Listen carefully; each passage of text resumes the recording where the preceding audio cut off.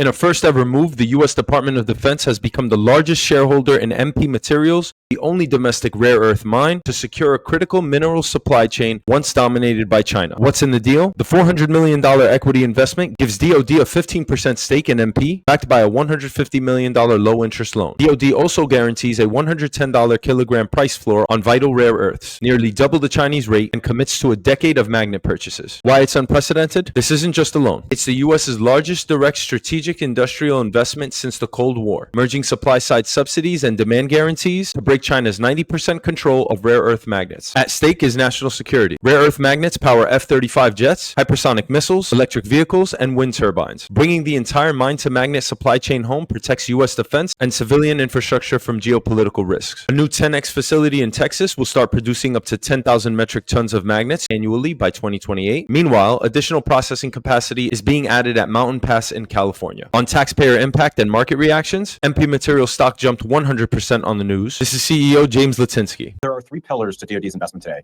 DoD made an investment in MP. They also provided us with a long-term, a 10-year price floor contract that allows us to earn a fair return on the commodity.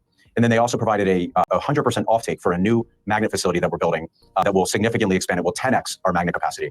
What's so important about this is that with the supply chain, as you may have heard me say, if we have all the rare earths in the world, if we don't have the downstream, if we don't have the magnet production, or vice versa, if we have magnet production but don't have the rare earths, then it's all for naught. And so it's really important to look at this supply chain on a vertical basis. And so you really have to credit President Trump and his administration and of course our partners at the Pentagon for sort of looking at this challenge. And lastly, I would just say that this is a huge win for taxpayers because the structure of the deal is such that not only is DoD now economically our largest shareholder, but they have upside participation in both the commodity and in the magnet business. Here's my take. With the Pentagon taking a 15% stake in MP Materials, every American taxpayer is now, in effect, a shareholder. The U.S. government made this move unilaterally, citing national security, securing rare earth minerals critical for fighter jets, EVs, and clean energy infrastructure. This is being framed as strategic patriotism, ensuring we're not dependent on China, which currently dominates rare earth production. But the reality is that taxpayers now shoulder the financial risk of a public corporation. If MP Materials thrives, we'll benefit indirectly through a stronger supply chain and maybe lower geopolitical vulnerability. If it fails, we absorb the losses, much like bailouts we've seen before. In many ways, this resembles a socialist-style industrial program. Government isn't just regulating or subsidizing a company. It's co-owning it, dictating production priorities, and even guaranteeing prices above market. It's nationalizing critical infrastructure without calling it that. National security makes this defensible, but it sets a precedent. Washington can decide which companies are too essential to fail and buy in with public funds, all without a direct vote from the people whose taxes are at stake. The key question, are we comfortable with the government using taxpayer dollars to pick corporate winners in the name of security? Because with rare earths, America's future supply chains now hinge on MP Materials, and by extension, on all of us. Let me know your thoughts.